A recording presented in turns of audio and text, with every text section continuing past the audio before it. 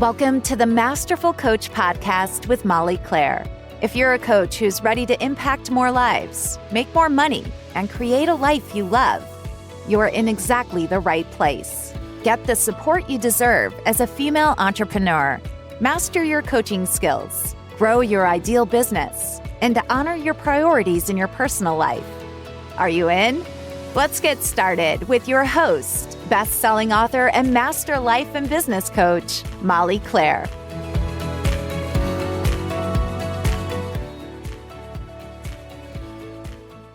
Hello, Coach. Welcome to this bonus episode. You are going to hear some live coaching today where I am coaching Marianne, one of my Master Coach training students, on the fears and insecurities and doubts that come up for her when she is facing a task in her business where she does not feel the most skilled. I'm sure many of you can relate to this, and we are diving into this and helping to bring some clarity and awareness.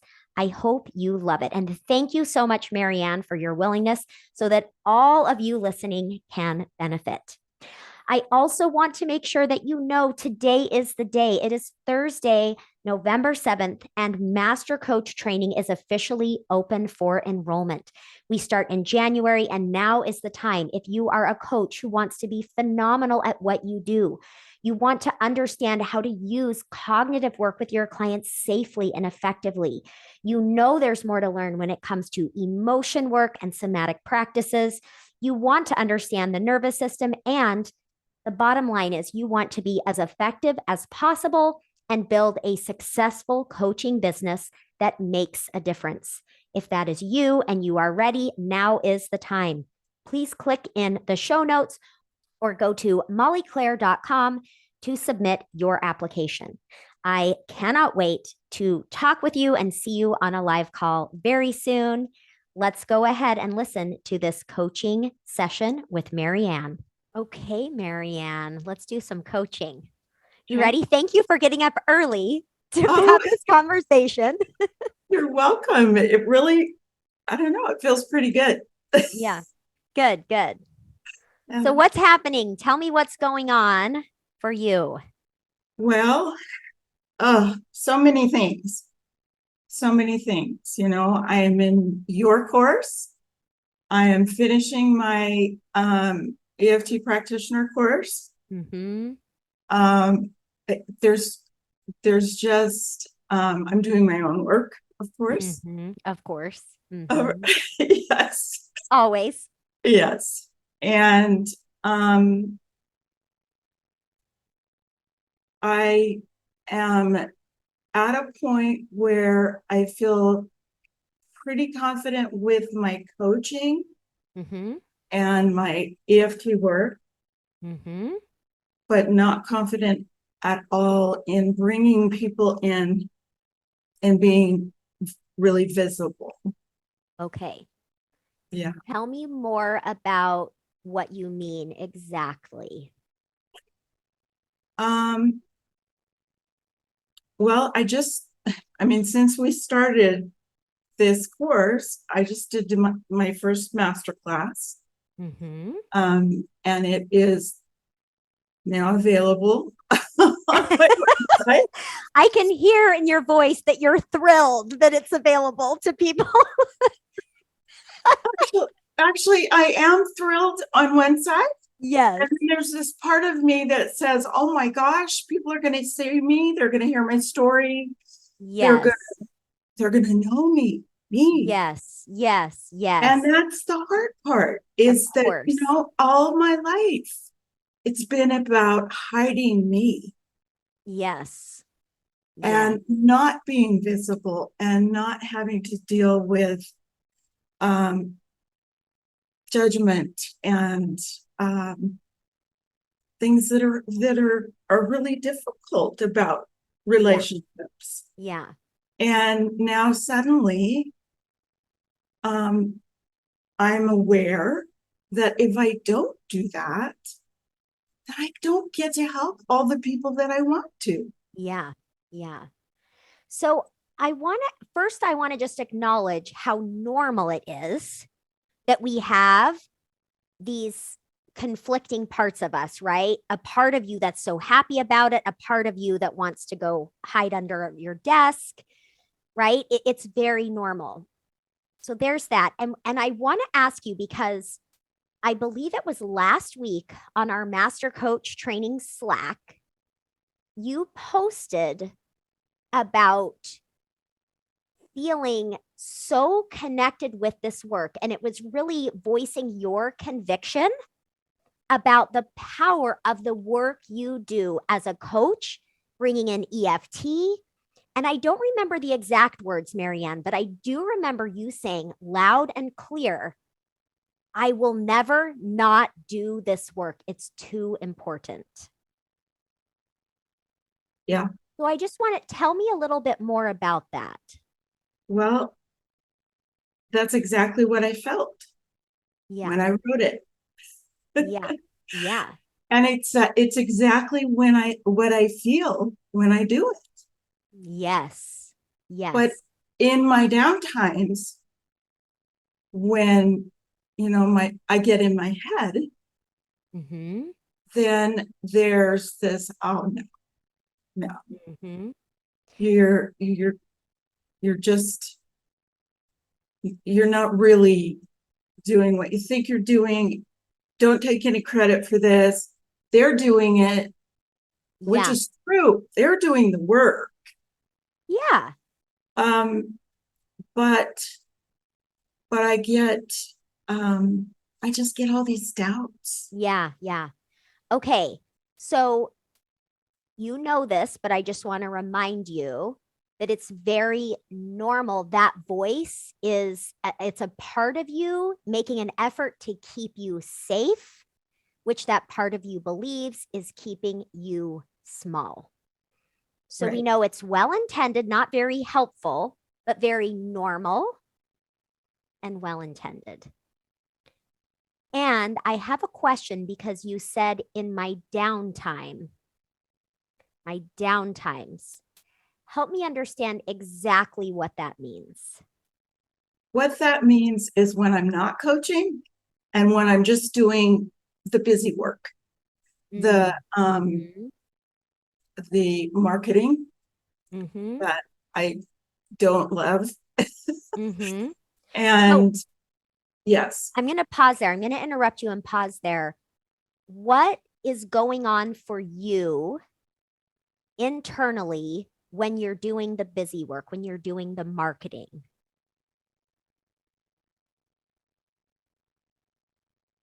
When I'm, it varies. Okay. It does vary. When I'm doing posts on social media, I'm a writer, so I love to write. Okay. And that's very comfortable for me. Okay. But when I have to create something that I really don't know how to do well. Okay. And it's not just about writing, it's about just putting myself out there. Okay. Like doing a video, for example. Then I basically want to get under a rock, not under my desk. I want to get under a rock. Yeah. So when you think about the way you feel and the way you felt when you posted that message in our Master Coach Slack, I can't ever not do this. It's so important. When you think about that, and then you think about times when you're writing and you feel comfortable, and you think about the times when you're doing something that's not as comfortable, what about all of that feels true to you? I know that's a vague question, but just what comes to mind? What is true to you within holding space for all of those different moments? The first thing that comes to mind is truth. That's my passion. That's my purpose. And one thing I remember I did say in that message that I posted was that I would never quit. That's right. That's right. And a year ago, or even less, at times. Not so long. It feels like a long time ago, right? Okay, truth. It was more of, I'm just going to quit because this is ridiculous. I'm not making any money. I'm putting out money left and right. Yeah. And I have to justify that. I felt like I had to justify that. But the truth is that I don't feel like I have to justify what I do. Yeah. Because you know it's too important. It's too important. And that's why I'm working with you. Is because I know that you can guide me in the direction that takes me into me. Yes. First of all, because that's what we do. Yes. In everything that we do with you. It takes me into me, and then that me is free. Yeah. Yeah. But unfortunately, it's too free. It's also monetarily free. Perfect segue. Okay, we're going to talk about this. But I want to ask you, Marianne, and this is what I want to say. Would you believe that I experience the same things you just said, that when I am connected with this work, when I am working with all of you, when I am totally connected to that purpose, I feel that same sense of I will never not do this. It's too important.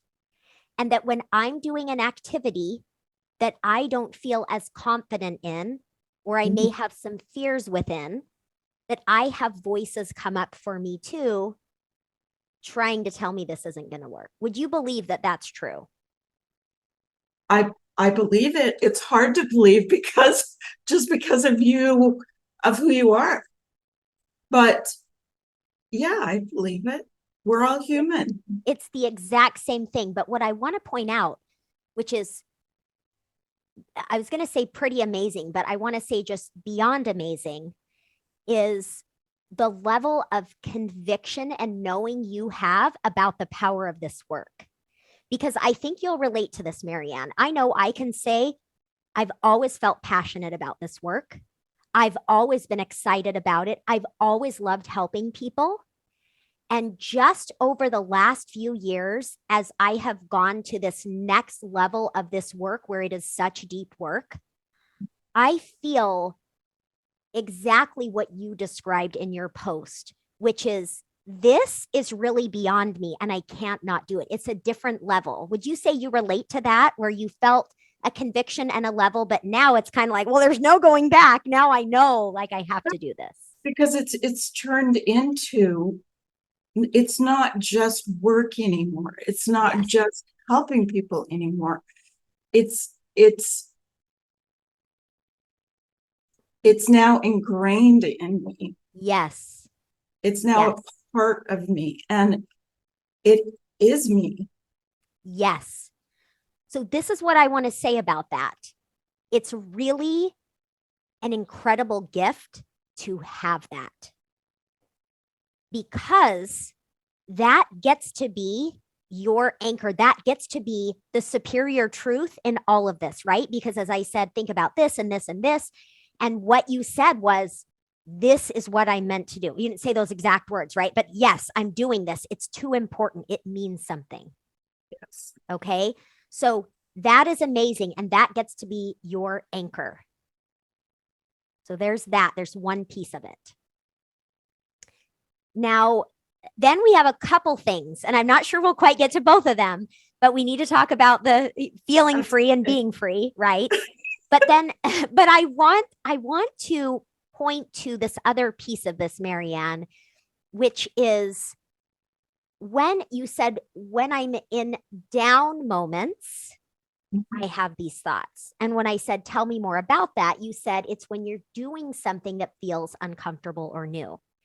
And so immediately what comes to mind, and you know this because you're in master coach training, you understand the value of attending to and supporting ourselves in moving toward goals, is what I think is, what does that part of you, what does that part of Marianne need in those moments when you're doing things that feel outside of your wheelhouse, that challenge you, right? What does she need? Because right now, without that support, you'll continue to go into that space and just hope it'll be different. And then you're battling this noise, and it's not really helpful. So what I would love for you to do is take some time to think about, what does that part of Marianne need to have support her in that moment? Is it a reminder of this truth that I know? Is it powerful thoughts or questions to help me get through it? Is it tapping, where I'm preparing myself to feel emotionally grounded? I want so much love and support and compassion surrounding that part of Marianne, that you can have more ease in your experience of doing those activities. And first and foremost, stay anchored into that truth that you know about the power of the work you're doing with people. How does that sound? I mean, that feels so powerful to me, because we matter, and Yes, and what we need matters. And I that's forget, right. you teach us that. You've been teaching us that. And I forget. I forget that I don't have to, when I work with clients, I put myself aside and I'm right there with them. But I don't have to do that with me. Yes. And remember, right, that when we, and so many people listening relate to this, I think especially as women, we spend our whole lives in service of other people, which is a good thing, except when it is to our detriment, when we are believing that our needs don't matter, when we are believing that who we are doesn't matter. That's where the problem is. And so it makes total sense that it wouldn't occur to you to say, hey, what do I need in this moment, right? Because it's a muscle you're still continuing to build. And hopefully we continue to build it stronger and stronger. Yes.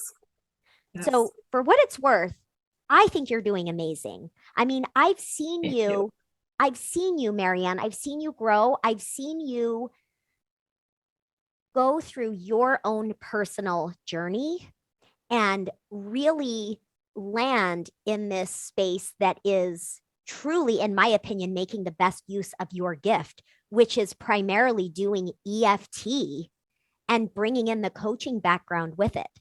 And you know this, I mean, I think this goes without saying, but I am going to say it because I think it needs to be said and you need to be reminded as much as possible. And that is that the work that you do with your clients, where you are helping them with that tapping, with their nervous system, with those emotions, is something very unique and distinct that most coaches don't have the knowledge of or ability to do. And people need it.